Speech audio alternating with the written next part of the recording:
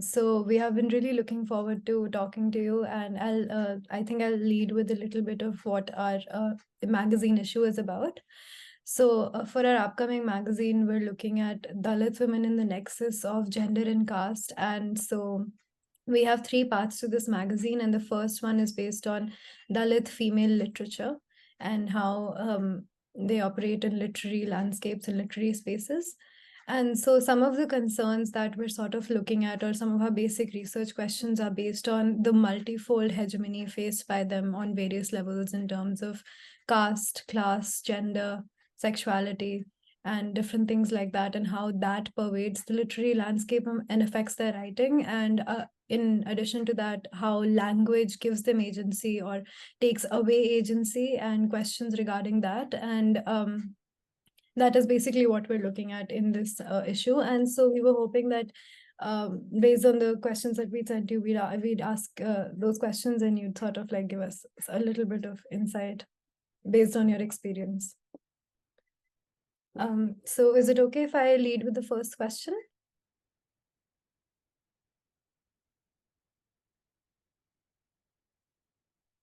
I think there might be a problem. The connection is, so I'll just switch off the video. I think there is some disruption in the connection. That's all right. That's all right. It's not stable.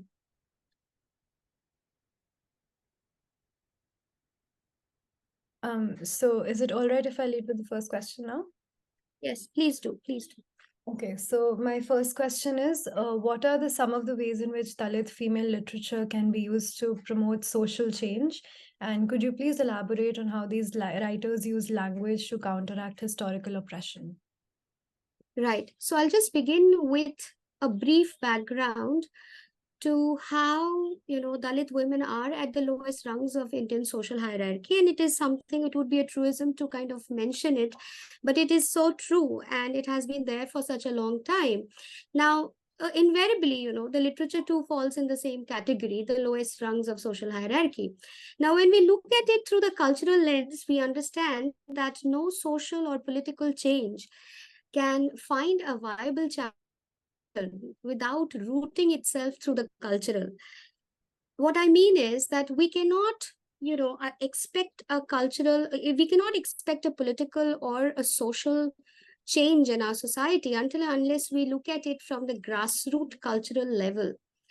Hence, literature, being an integral aspect of the culture that we belong to, paves way for the promotion of social change. And Dalit feminist literature foregrounds the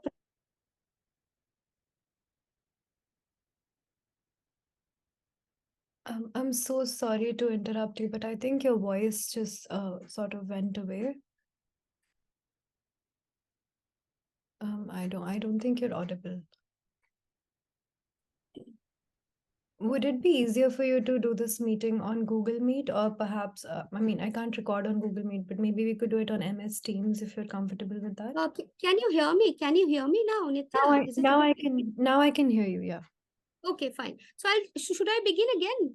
No, I think just the last sentence. You got, okay, fine. So it's basically, foregrounding the private into the public, and enmeshing the private with the public. And let me tell you, our nation has so many different facets, so many different nations within the so-called one meta narrative of what we consider as the nation. So there are so many layers to our nation that we cannot have a homogeneous category called the nation at the end of the day.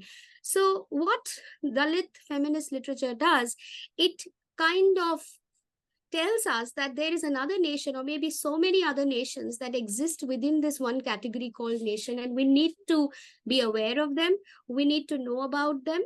And hence what it does is it questions, it contests, and it creates a platform for the redress of the existing socio-cultural political contexts, gaps, and differences.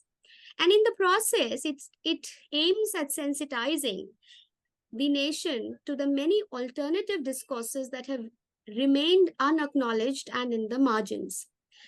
Now, let me just give an example. For example, in a book like Viramma, a point that emerges from the account narrated by Viramma is her awareness that she's telling her story to someone who is not of her own caste or class, or indeed someone who shares her culture.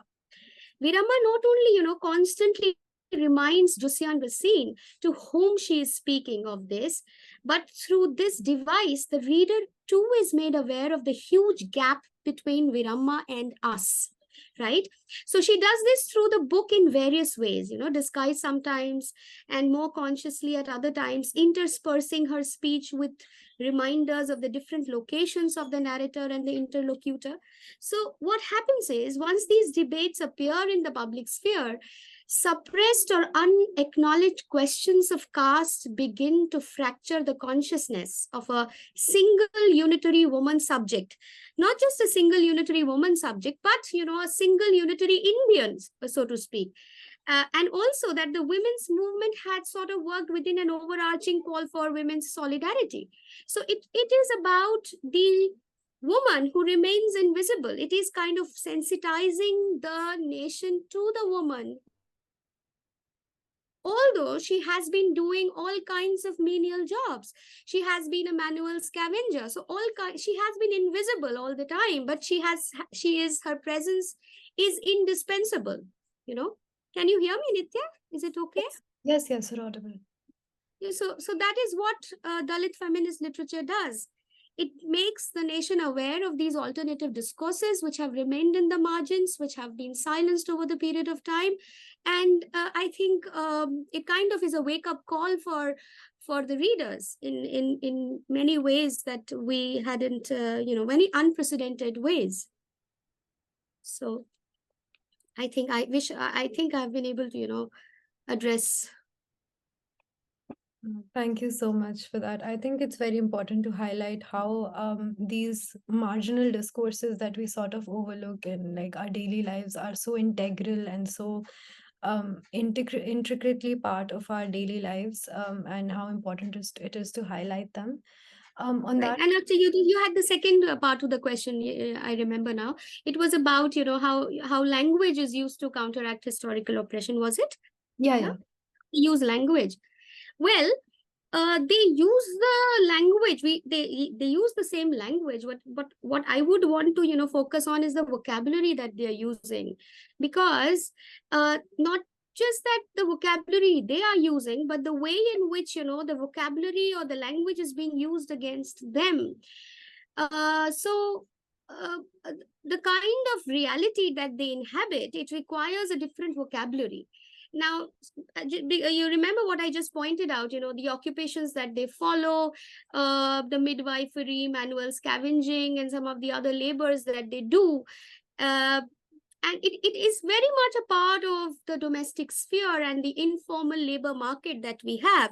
So if they start writing about themselves, and they will obviously use a vocabulary which might offend the upper caste, aesthetic. So they use a language which many readers may find offensive, or they might not find it aesthetic enough. But that is the reality that they inhabit. So invariably, they are using a language as a weapon to showcase their reality. So they kind of use it as an armor, they kind of use it as a weapon, and they are nonchalant about it, and they are unapologetic about it. I think there is an unapologetic flavor in what they want to say, and which is quite understandable, because that is the reality that they are so deeply steeped in, unfortunately. Now, looking at the way in which language kind of politicizes them, I would like to refer to this essay by Laura Brueck, which I'm sure you must be aware of. It's called Questions of Representation in Dalit Critical Discourse, Premchand and Dalit Feminism. Now, this highlights the engagement of Dalits with Dalit representation by non-Dalits, right? Now, she begins with this fateful burning of the celebrated novel Rangbhumi by the iconic nationalist era Hindi author Munshi Premchand, by members of the Bharatiya Dalit Sahitya Academy. Now, the members of the BDSA, the Bharatiya Dalit Sahitya Academy, saw themselves as a righteous group making a powerful case for the need to fight upper caste prejudice in and education. What I'm trying to say here is that not only are they using language as an armor, as a weapon, they are also being stigmatized by language, because language is a political tool and it is creating stereotypes. It creates stereotypes. So they are fighting against the already established stereotypes. They are contesting the language that they are born in. And that means they first have to deconstruct the language. They need to kind of, show the gaps in the language that already exists, and then reconstruct it in the way they, in a way in which they can use it for their representation, for their self-representation. So going back to what the BDSA was saying, the members of the BDSA saw themselves as a righteous group, making a powerful case for the need to fight upper caste prejudice in literature and education. Now, here what she is saying is the novel's constant repetition of derogatory caste-specific expressions, chamar, which is a caste slur, specifically the repeated reference to the protagonist of the novel Surdas as Surdas Chamar could prejudice students against Dalits, right? So the BDSA was questioning and critiquing the devious consequences of the close collusion between pedagogy and social structures. Each fed into the other, establishing a collective complicity in emboldening systemic oppression. So how, they are first up in arms against the language itself, the language that they are born into, and then how they have to restructure the language or to kind of, reframe things or re-envision it in a different way so that it could represent who they really are. So this is what is happening, and the way in which they are using language, and the language is being used against them. Thank you so much. I think that really puts into perspective how this is sort of a very interconnected relation between the usage and deconstruction of language, because when I was researching for this issue in particular, I came across... I just missed out, Nitya. Can you hear me? Yeah, I can hear you now, right. When I was researching for this issue in particular, I came across this one poem by Meena Kandasamy called "Once My Silence Held You Spellbound," and I think in that poem she addresses exactly how very theoretical and very academic discourses leave out Dalit perspectives by using language and terminology against them, and how right. Yes, very that's very pertinent again. I mean, it just again reminds me of Audre Lorde when she says the master's tools will never dismantle the master's house, so the language needs to be re-envisioned, and very much. Thank you so much. So our next question for you is, how have Dalit female writers built communities and networks to support each other? Well, I don't really know exactly how Dalit female writers are building communities and networks, but what I came across is that, there are some non-governmental organizations who are bringing Dalit women together. I'm sure Dalit women are also, participating in that, but many of the Dalit female writers are writer activists. For example, you have so many, I mean, Meena Kandasamy, Urmila Pawar, many others. They're all Sukirta Rani, they're all activists also. So through their activism they kind of interconnect with each other, and there are these National Federation of Dalit Women, which is a non-governmental organization that promotes the rights of Dalit women internationally. Then you have the International Dalit Solidarity Network, which works globally to eliminate caste discrimination. And then you have National Campaign on Dalit Human Rights, Charity AIDS Foundation, which is an international Dalit solidarity network again, which was founded in March 2000. So these are some of the networks that I came across.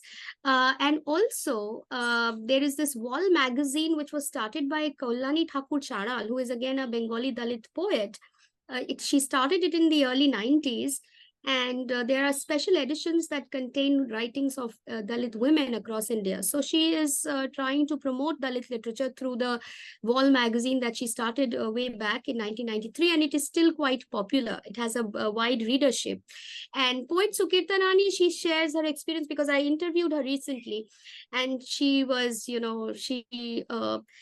she also talked about how she uses writing as her weapon and how she mobilizes other Dalit women through her writing. So these are the I'm sorry, specific community as such, but Dalit women through their activism are connecting with it themselves and trying to promote Dalit interests and concerns through their writing. Thank you so much. Actually, that was very insightful. The next question is, what are some of the ways in which Dalit female writers have been censored or silenced, and what are some of the resources available? I mean, I think you already answered some of the resources available. Resources. Yeah. The Dalit female writers have been censored, right? I found, while I was also interviewing poet Sukirta Rani, she told me, and I also Googled it, that in 2021, a short story by Mahashweta Devi, there were poems by Sukirta Rani and selections from Bama's writings were removed from the syllabus for students in English literature by Delhi University. And there was a lot of resistance to it. 16 elected members of the academic council, they resisted this, but then they were forcibly removed, and this of course created an uproar among intelligentsia around India.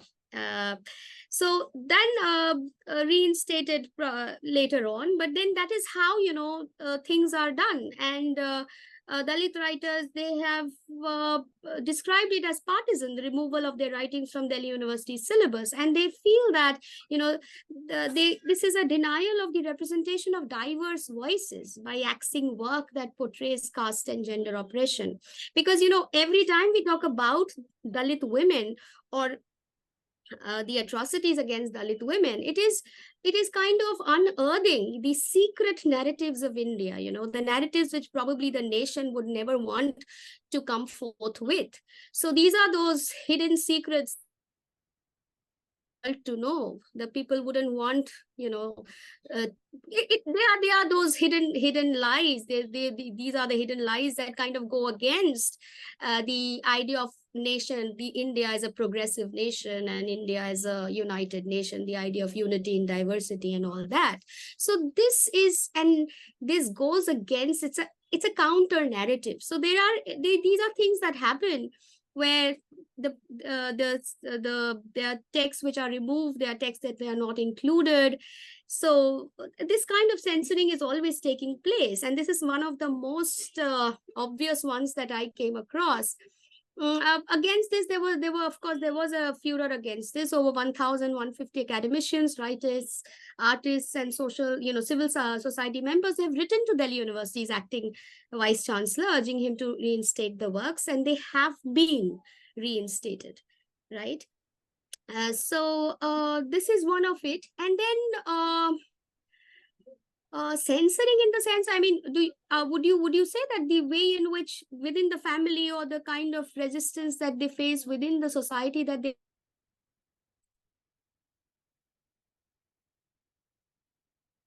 I'm so sorry. I think your voice got cut off.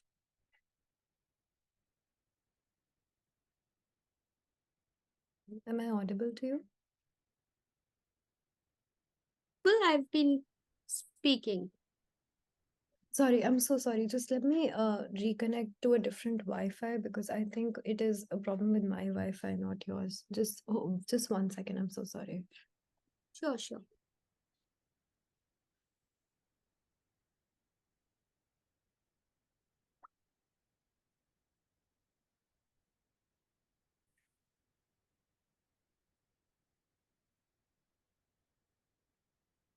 We could just pick up where we left off. Right. Fine. So we can move on to the next question. All right. Our next question is, how have Dalit female writers employed mythology in their writing to highlight cultural narratives which imbibe casteist notions? I'll just look at some of the poems by Kandasamy, which they look for caste and gender intersections and unravel their inescapable interlinks. You also have the targeting of Hindu myths. In her poems, it's her identity as a woman, which turns out to be another extension of her Dalit self that she engages with most explicitly. Now, unchecked sexuality carries the potential for social militancy in her diatribe against patriarchy. Her identity as a Dalit woman shapes her poetic ventures and allows her an insider's perspective. And then she says that targeting Hindu myths, she revisits them through the caste and gender lens, critiquing and rewriting them in the process. And she says, very famously, so my Mahabharat moves to Las Vegas. My Ramayana is retold in 3 different ways, telling my story another way lets me forgive you. She wrote in the preface to her collection of poems, Miss Militancy, published in 2010. Now we have the mythical characters being recreated by many Dalit writers. I have found it in many male Dalit writers as well, but I would not want to include that here. But then there is an interesting. I would like to mention that how in Valmiki's Juthan, this whole idea of Durga as a woman who her mother being affiliated, his mother being equated with Durga, and the Hindu, although he is absolutely against the Hindu tradition and the Hindu myths and the Hindu religious system, but at that very moment he could not find a better analogy, and he says that she suddenly became a Durga-like figure. So there is that there is that ambivalence towards religion wherein they cannot completely disown it, but they cannot even accept it. So there is at times an ambivalent response to myth, an ambivalent response to religion, ambivalent response to history, and that is something which we find in Ambedkar as well. He did not want to. He was born a Hindu, he says, but he did not want to die a Hindu, and he converted to Buddhism. But then he could not completely, disengage himself from the Hindu tradition. It was rather impossible for him to do so at one point in time. So this kind of an ambivalent response to religion is something that we find in many of these Dalit narratives. Thank you so much. I think, yeah, it's very prevalent in Kandasamy's poetry in particular, because she does reference a lot of Hindu mythology and sort of retells it in a way that sort tries to re-own her identity as the Dalit woman in particular. And I think she addresses this sort of dichotomy between being a woman and a Dalit, and this oppression that she faces on both sides, and how Dalit women face it on both sides as well. Right. Our next question is, what challenges and opportunities do Dalit women writers face in the contemporary literary landscape? Right. What I again missed it. I mean, can you hear me? Yeah, I know yeah. the question. Yeah. So the challenges and opportunities, right? Do Dalit female writers face in the contemporary literary landscape? I think this kind of is in continuation to the question on the censorship that you mentioned. The challenges and opportunities. I think more of the challenges, but I think I would like to refer to Yashika Dutt's memoir that she has recently written, that is called Coming Out as a Dalit. And there Yashika Dutt is a very well-known, she's quite a multi-talented woman she has quite a few feathers in her cap. Not only is she a writer, she's a fashion designer, etc., etc., and she's settled in New York. So she has this, she inhabits that intermediary space, the liminal space between being an insider and outsider to the Dalit reality. And it could have been very easy for her to completely, disguise herself as a non-Dalit, as a Brahmin, and that is what she was doing for a long time in New York, because she felt completely shielded by being a Brahmin, by pretending, masquerading as a Brahmin for a long time, till she came across the news of Rohit Vemula's death, which kind of, gave her a very rude shock. She woke out of this complacence that she was, she was in for a long time. And then she realized that she had to tell the world who she really was. That was the way she could have responded to the reality that was hers, and there was no need to run away from who she was. She was too tired of running away from her reality. Now this is a challenge, to kind of come forth with your Dalit identity, to tell the world who you are, because in New York your title does not give you away. In New York, you can easily hide yourself, from public glare. But in India, it's so difficult. It's so difficult to hide who you really are, because because coming forth with who you really are would be accompanied with so many other stigmas associated with it. I mean, being who you really are itself is a challenge in India, I think. And India, there is no escape. It's inescapable. You are born and everybody knows who you are. You cannot escape who you are, because at times, in UP, people don't even tell their title, because their title is a giveaway. Right. So this is a challenge which the Dalits face, and Dalit female writers face more, I would say. Now, again, in the literary landscape, again, writing as a Dalit woman, it's difficult to find publishers. It's not easy to get publishers. It's not easy to find people who would be willing to publish your book. And how would the publisher know whether your book would sell or not? So these are some of the challenges, I think, that the Dalit writer faces. I think I was just referring to the diasporic Dalit writer, who also faces this challenge to come forth with her Dalit identity. And opportunities, I would say, is that I don't know if they have any opportunities or not, but often what happens is that there is a coterie of publishers who are encashing on the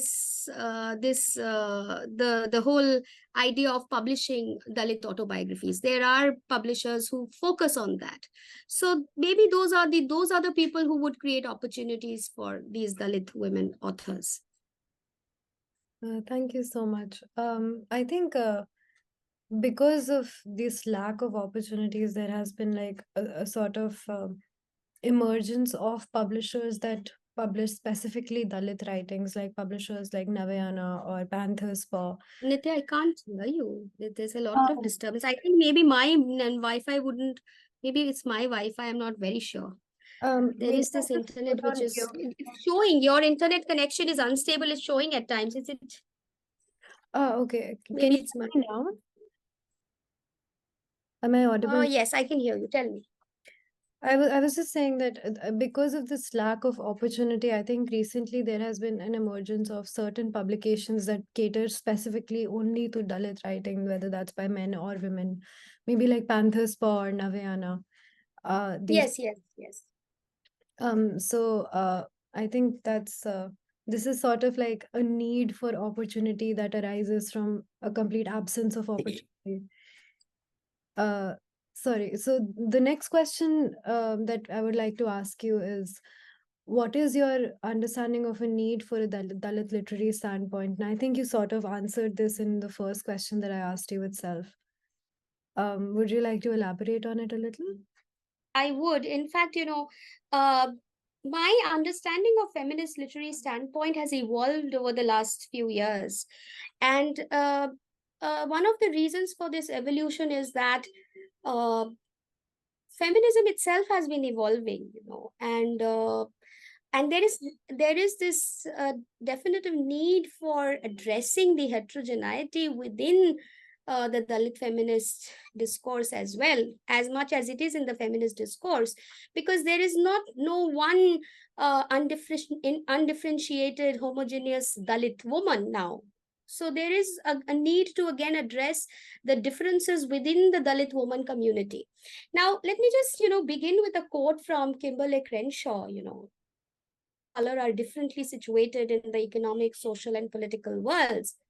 When reform efforts undertaken on behalf of women neglect this fact, women of color are less likely to have their needs met than women who are racially privileged, right? Now, Crenshaw, of course, highlights the articulation of differences in terms of economic, social, and political terms as far as the women of color are located. It is this lack of representation in the public domain of reformatory efforts that demands attention for women of color in contrast to their white counterpart. Now, when we bring it in the context of the Dalit women, what we find is that this argument of experiential specificity can be taken to its logical conclusion. But Sharmila Rege, she sees an Indian sociologist who passed away a couple of years ago, who has done some, I'm sure you are aware of the Sharmila Rege, feminist scholar and academician, sees the articulation of difference as counterproductive for Dalit women. I mean, how much is difference to be prioritized over similarity is one question that she is trying to probe into. And she stresses the need for an imaginative transcendence that would facilitate the transformation in subjectivities. So she nevertheless, goes on to preempt the non-Dalit woman as a substitute for Dalit woman. She says that by this, we do not argue that non-Dalit feminists can speak as or for the Dalit woman, but they can reinvent themselves as Dalit feminists, right? So I think I would rather go with Sharmila Rege's understanding of difference, and I would rather say that it wouldn't be very right for women conscientious who do not lack imagination. The one of the reasons why so many differences exist and so much of it exists is because of the lack of imagination. So if we can't make that imaginative leap and enter into the subjectivity of the Dalit woman, then it wouldn't be a bad idea to not speak for her, but speak with her at least, right? Not speak for her, but with her. And so what is Sharmila Rege doing? She says that there is a need to shift from difference and multiple voices to the social relations which convert difference into oppression. This was, of course, a response to Gopal Guru's essay, Dalit women speak differently. Now, apart from that, so what do we see? In the Indian order of caste hierarchy, the issue of difference needs to be located within a socially informed discourse where celebration of difference is as important as its genesis and its consequences. So she's saying that it's important not to pay too much heed to just difference alone, but the context in which those differences arise, right? So we need to be aware of that and not just wash our hands off this whole discourse by just saying that they are different, so we need not kind of interfere with their narrative. It's important that we as women who are supposedly from the savarnas, who are not in the who do not belong to the marginalized communities, so to speak.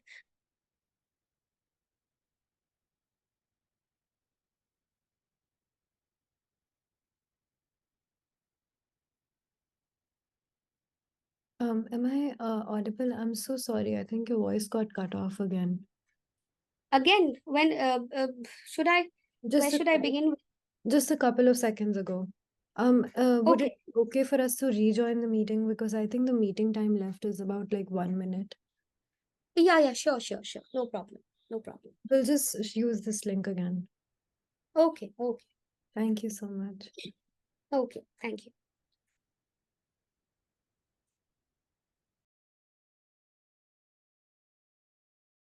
Thank you so much for joining in again. I think the last thing I heard you say was how important it is for us as Savarna women who do not belong to who are not Dalits, for us to engage in this particular discourse. Right. Yes. So, I mean, that is what reggae was, pointing out. But then this again, brings us with the question that, so I mean, I go back to what I initially said, that my understanding of the Dalit feminist standpoint has evolved, because when I look at it now, I see that there are many Dalit women who have a voice of their own, and they can, talk about themselves without inhibitions, and they are quite open and upfront with their with coming forth with their lives, with what they are doing in their lives. So and so they need to come forth themselves. I mean, they need to voice their own, they need to have their own voice, they need to have their own standpoint. So uh, but in case they don't, in case at times when we women who are so-called privileged women, when we see them around us and we see that they don't have a voice of their own, it's our prerogative, it's we should stretch our hands out to them and do as much as we can. So that is what I wanted to say, because there has been some there has been some fallouts between mainstream feminists and the Dalit feminists, because the Dalit feminists have found that the mainstream feminists have overlooked many of the concerns that is very pertinent and specific to the Dalit woman's life. For example, when Dalit women in Delhi sought to include an end to manual scavenging for an 8th March campaign, its non-inclusion in the campaign document led to some Dalit members falling out of the campaign. So these campaigns, which were feminist campaigns, all India feminist campaigns, they did not take into consideration many of the sufferings and problems of the Dalit woman's reality. So that is why they felt that they had to speak for themselves. Yeah, thank you so much. So our next question is, within the Dalit literature canon, how have Dalit female writers made a space for themselves, and what is the reason for their current position in this landscape, and what do you think needs to change?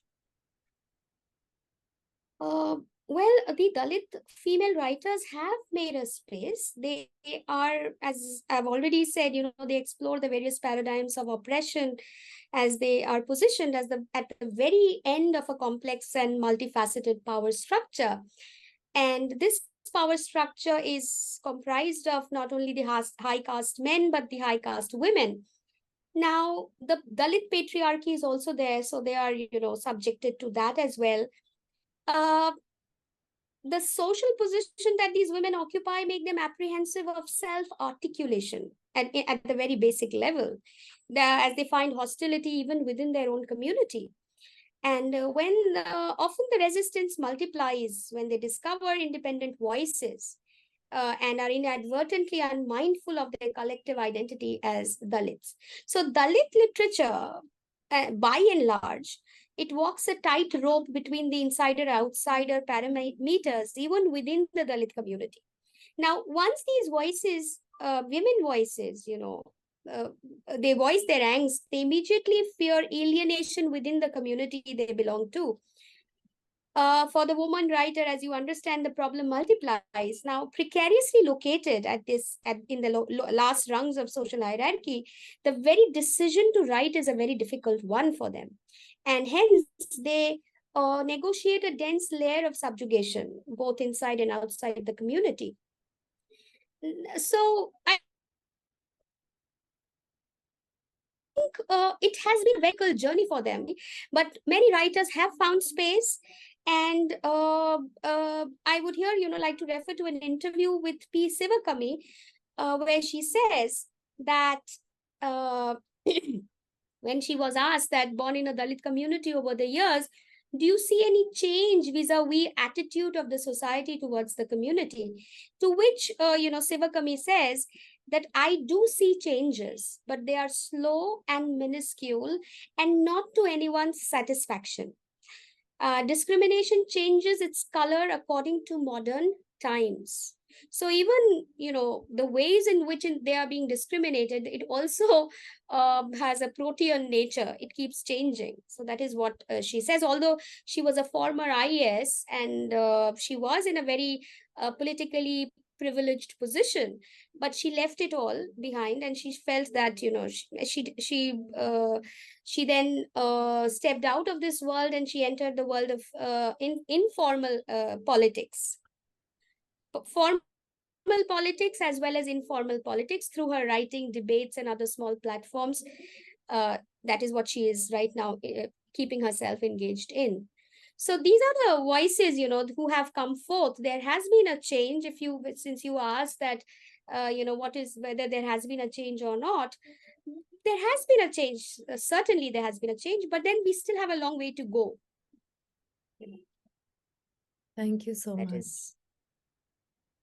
So in extension to everything that we've discussed so far, how we would like to know, how exactly do Dalit female writers deconstruct and decentralize overwhelmingly upper caste male accounts of historical retellings? Well, if you read what Sharmila Rege, when she's reading the testimonials as counter narratives that challenge selective memory and monolithic history of both Dalits and the women's movements, she sees that these testimonies translate and legitimize acts of memory into history. Now, there is always a selective amnesia about historiography, and some memories obviously are more important than others. Now, Dalit feminism, she asserts, is being redefined through this revitalization of history via memory. Okay. Now, these acts of memory are acts of decentralizing of the established historical discourses and practices in a nation. Which is keenly interested in forgetting or silencing them. So the nation at large is readily forgetting them, marginalizing them, silencing them. But it is these individual memories, these testimonial narratives, that is excavating a past, or excavating, or foregrounding a present which has been completely silenced, which was best left unattended. So this is how the Dalit female writers are deconstructing and decentralizing the upper caste male accounts of historical retelling. Now, there is this very interesting word that Morrison uses, it is called rememory, or the reconstructing of histories of institutions, which is either forgotten or glossed over in the overarching narrative of a nation. Okay. And so this is how women contest and redefine the upper caste definitions of their social status and that of their community, according to Rege. Now, for Dalits, the historical evidence is either not written or it has been erased. So this is why, Dalit history cannot produce evidence as expected by mainstream historians. So instead of searching for history directly, Dalits are forced to look for history as cultural and symbolic residues in the society. I'll just give you one example. In a poem like Mohandas Karamchand by Meena Kandasamy, again, I think we both love Meena Kandasamy. Yes. Mohandas Karamchand by Meena Kandasamy, which was first published in the Little magazine, the poet unapologetically deconstructs the haloed reception of Gandhi as the father of the nation.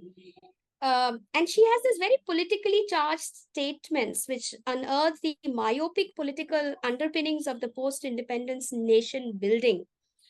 And the political masquerades of great political leaders has been ruthlessly ripped apart by Kandasamy in the bitterness of her verse bordering on cynicism. So she has this poem which is called Mohandas Karamchand, wherein she is, kind of revisiting historical, the great historical figure of Gandhi and reinterpreting it from her Dalit feminist lens. So, you know.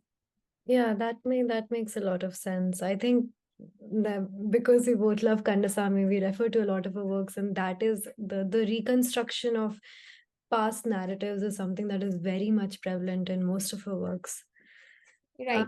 Okay. So the next question is, according to you, why are autobiographical accounts in particular significantly prevalent in the works of a lot of Dalit female writers?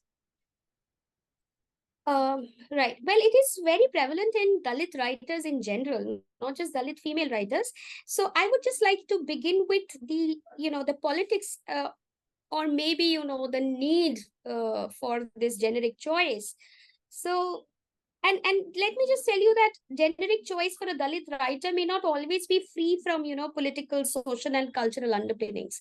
I mean, when a Dalit writer is writing or choosing to write an autobiography, it may not always be free from political, social, and cultural underpinnings. I mean, it's a very conscious choice that the writer is making. So one needs to consider the literary critic, the high caste general reader, the Dalit reader, and the publisher as some of the most prominent determinants shaping the reception of Dalit literature. The act of writing for Dalits has been an extension of their social standing in the caste hierarchy, approximating a political act of seeing the world through the other's perspective. So it is inextricably interwoven with what they do and who they are. So apart from providing a personal and collective medium of expression, autobiographies provided them a veritable foothold in the publishing sphere. It may have become an inescapable reality for some, as writing about themselves was consciously and unconsciously yoked to their life as Dalits, mirroring an embattled agency. Now, the present scenario, however, is rife with conflicting choices, as many Dalit writers have been looking for fresh pastures to explore. I mean, many writers do not want to write autobiography. There are many women Dalit writers. Gogu Shamla, for example, she does not write autobiography. She writes short stories. She's more interested in writing short stories. So we have poets also like Sukirta Rani, right? Now, so while trying to look at how Dalits have subverted collective memory of the nation and its overarching narratives, I have attempted a reading of how they have rewritten select memorialization of the past through popular myths and documented history. I here refer to Assman's study of memory in his book Cultural Memory and Early Civilization, which distinguishes between two modes of memory: the mode of foundational memory that relates to origins, and that of biographical memory that concerns personal experiences and their framework, that is the recent past.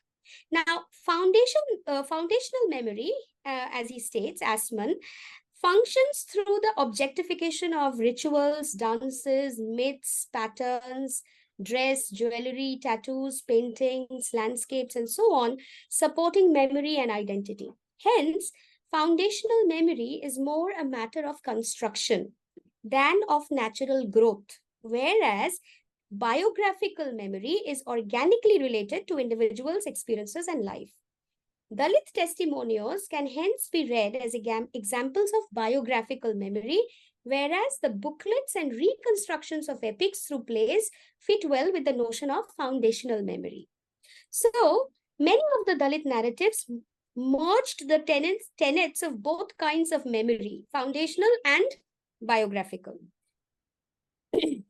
So, life histories or autobiographies have been termed as both alternative publics also and subaltern counter publics to show that they are parallel discursive arenas where members of subordinate social groups invent and circulate counter discourses, which in turn permit them to formulate oppositional interpretations of their identities, interests, and needs. So, I don't know whether I have been able to, address the question, but well, autobiographical accounts, as I go back to it, is who you are and why you are what you are. I mean, this is an indispensable part of their existence, and it at times is an inescapable reality. So they have to talk about it. But at times, it is also conditioned, it is also governed, or rather at times regimented by the demands of the publishing industry as well. So this is what I wanted to, state. I think you've perfectly answered the questions as to why this is the particular medium that is chosen by a lot of subaltern writers, including Dalit writers, because it sort of subverts the space between personal and political, personal and the outside space. Right, Um, right. so our next question is, how does the multifold hegemony faced by Dalit women pervade itself into the literary landscape? I think you've touched upon this already, but if you would just elaborate on this. Yes, I mean, the multifold hegemony is, as I've already said, caste, class, gender, and you also mentioned it in the very subsequently in the beginning. Now, um I, I mean, I would like to go back to, Viramma, telling her story to Joseph Racine, and how the worlds of the two women belonging as they do to two separate spheres, they don't overlap. Joseph is an interlocutor. She is, for Viramma. So she's hearing, she's come to hear, listen to Viramma's story, her lament rather. And although she comes to listen to her lament for her study, Virama states that she doesn't allow her to lament at her father's death. So there is that there's separation. There is that the two very different territories that they inhabit, and they don't overlap. There is nowhere in the narrative that do we understand that, there is a sense of uh, a sense of friendship, a friendship so deep that, they could kind of, their worlds could merge into one or fuse into one. They are two very, very different worlds.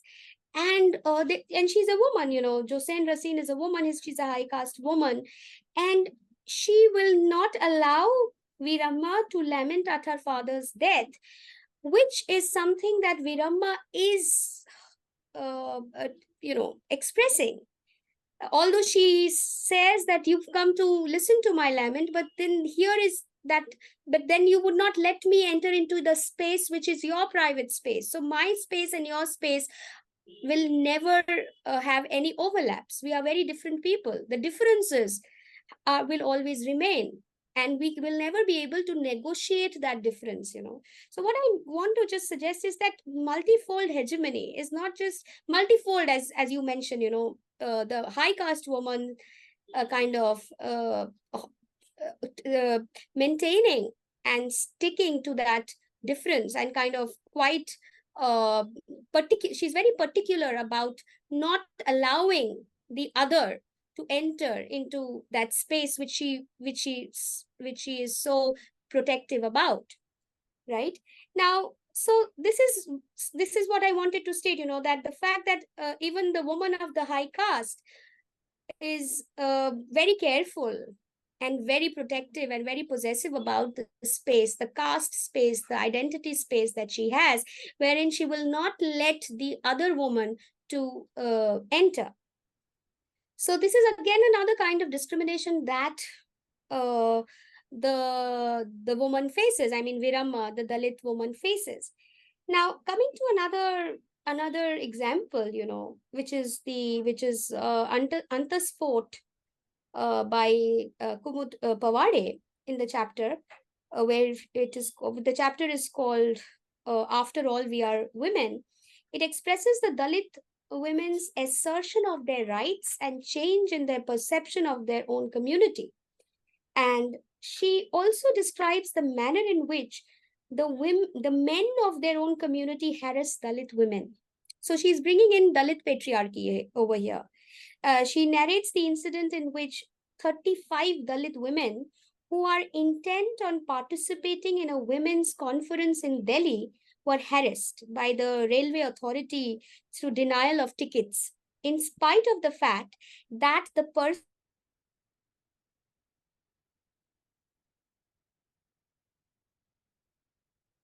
other hegemonic the other level of hegemonic oppression of patriarchy within the Dalit community. So I've brought in two of oppression. One is the oppression from the high caste woman who pretends to be an interlocutor, and then you have the oppression of the Dalit patriarchy as well. Thank you so So much. this is how. Sorry, you were saying?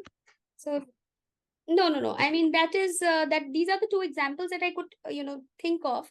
There are so many others. In fact, I mean, even if you look at Urmila Pawar's Aidan, there are so many examples where Urmila refuses to pick up dung and the teacher slaps her hard across her face and tells her to get out of the school, right? So not just Dalit patriarchy. So what we get here is upper caste patriarchy, right? So the multiple domains of oppression that comes across so beautifully in these narratives. Absolutely. I mean, and then in the modern discourses surrounding identity, in particular, say based on gender or based on sexuality, these these hegemonic practices become more prevalent and more deep rooted in Dalit people who identify as maybe the non mainstream versions of identities that people recognize, and it just goes Absolutely. deeper. So our last question for you is that what are the differences between Dalit and non-Dalit translators for female writing, and in that sense, what is the difference in the translating practices and its implications if a person who is a Dalit is translating Dalit female writing as opposed to someone who is non-Dalit? Right. I mean, this is a very interesting question again. And but then most of the translations that we have of Dalit texts is by non-Dalit authors, non-Dalits, because most of these texts are being translated into English. And so the many of these texts are being translated by non-Dalit translators, most of them. Now, but of course, if a Dalit is translating a Dalit text, the context and I think the way in which he would negotiate the text would be different, because when a non-Dalit translator is translating a Dalit text, he or she has to be very aware of his or her own location and uh,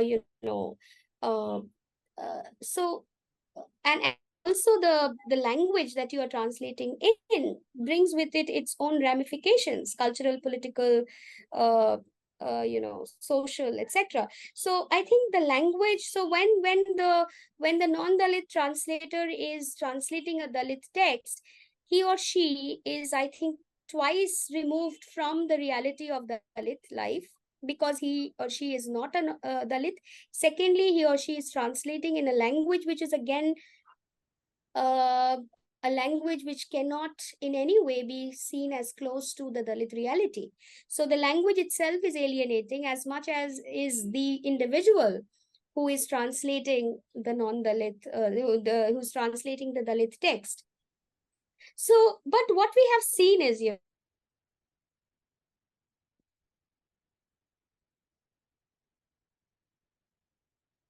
that object translated by them. And this could have resulted from the desire to ascertain a global reach, target language, despite the outsider status of the medium of translation or even the translator. Both of them are, both the language is outside their reality as much as is the translator. Now, this very beautiful essay by Rita Kothari, I'm sure you have come across it, which is called Caste in a Casteless Language, English as a Language of Dalit Expression. So, here she quotes, I quote from her, uh, Translation is one of the many consolidations that show a Dalit subject as an active participant in Indian democracy. One who has changed the grammar of electoral politics, or one who wants caste discrimination to be acknowledged as a human rights issue, and one who is grappling with both the stigma and the assertion of her or his identity. As far as the English language is concerned, its ideological potential to translate the Dalit life from fatalism to an identity of rights outweighs considerations of its distance from Indian reality, right? So, coming to the issue of caste and class, then how can we exonerate the high caste translator from his or her social and cultural myopia, which inadvertently enters the translation process? Well, no amount of knowledge accumulation can possibly substitute the ignominy of being and living the life of a Dalit woman. Writing itself is an act of transgression for them. Now, translating trauma into words has always unearthed the worst kept secrets of the official narratives of any nation, amply manifested in the survivors of racism, sexism, and casteism. For the translator, translating may also be seen as experiencing the trauma surrogately and bringing it to life in another language. Testimonials unequivocally make certain claims on the readers. They aim at triggering a conversation, a public debate, and a participatory response from the readers. One can hence assume that the translator, being first and foremost a reader, must engage at a visceral level with the narrative of pain and oppression. Now, Maya Pandit, who has translated many Dalit texts, she says, dominant cultures within a society very often suppress the reality of the oppressed, and this poses a problem of representation for the translator. The translator has to enter the text and look at the hidden parts, and in some cases, clear out a lot of dead wood in order to bring to light certain domains that lie dormant or hidden in the text under the linguistic facade. Now, what is Pandit doing here? Now, she's underlining the ways in which Dalit women might not be forthcoming with the pain and oppression they are subject to. So, as a woman translator, Pandit confidently assumes the role of digging into and subsequently unraveling the hidden and unseen elements of their life. She envisions the translator's function and impact on a scale much larger than that of a negotiator between two cultures. The translator, as she states, addresses the politics of representation, and the translation can serve as an act of subversion and a counter narrative to the nation's public discourse. So, and she mentions that while she's describing her experiences of translating Kamle's Jina Mucha, she states her conscious decision to change the title of the testimonial to "The Prisons We Broke." That should have translated into "This wretched life of ours." If Jina Mucha, this should have translated into "This wretched life of ours," but she makes it into "The Prisons We Broke." And she says that the decision to revert the title was inspired by the collective heroic struggles of the Mahar community, which was getting lost in the verbatim translation of Jina Mucha. She made it a point to showcase the agency of Dalit women rather than present them as mere victims of circumstance. So, as an elite, Pandit is conscious of the historical and cultural specificity of the rituals, the jatras, the sacrifices, etc., etc. But she's also aware of the patronizing gaze that she inherits from her positions, from her position of belonging to the upper caste and class. But she also is aware that, as a translator, she has she finds herself accountable, or she feels that she's accountable to this nation which has which has categorically marginalized these voices. So she does her bit to foreground these voices through the translation. So she's not just merely a translator, she's also aware of her very important social function as a translator. Thank you.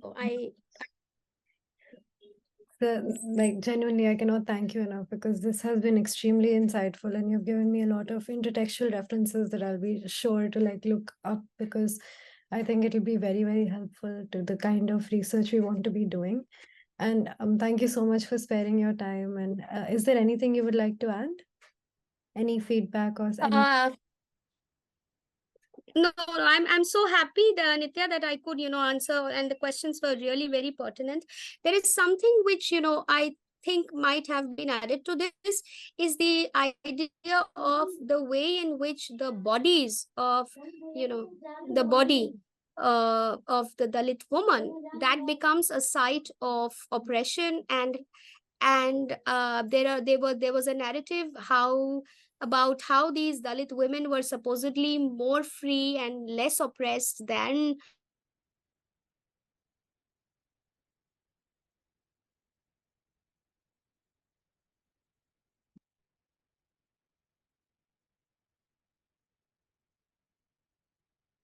I'm so Sati.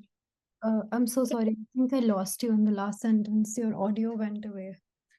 Okay. No, I was just mentioning, maybe the idea of how the regimentation of the upper caste woman's body is so important, and how endogamy is something which is how caste women are supposedly the gatekeepers of men of consolidating caste and caste hierarchy. That is something that we could have you can also include that, the idea of how endogamy is one of the ways in which the caste system is perpetuated, the idea of endogamy, and how the woman the woman's body becomes a gatekeeper for that. And on the other hand, the kind of regimentation that the upper caste woman's body is always subject to, but not the same in for the Dalit woman. But then Dalit woman's body is something which can be violated, raped at the will of the upper caste man. The ways in which the upper caste woman's body and the Dalit woman's body, they become sites of redress and sites of consolidating the caste system. Absolutely. I think we'll definitely try to include that in the issue. And again, thank you so much for sparing your valuable time. And it's been a very good discussion. Thank you, Nitya. Thank you so much for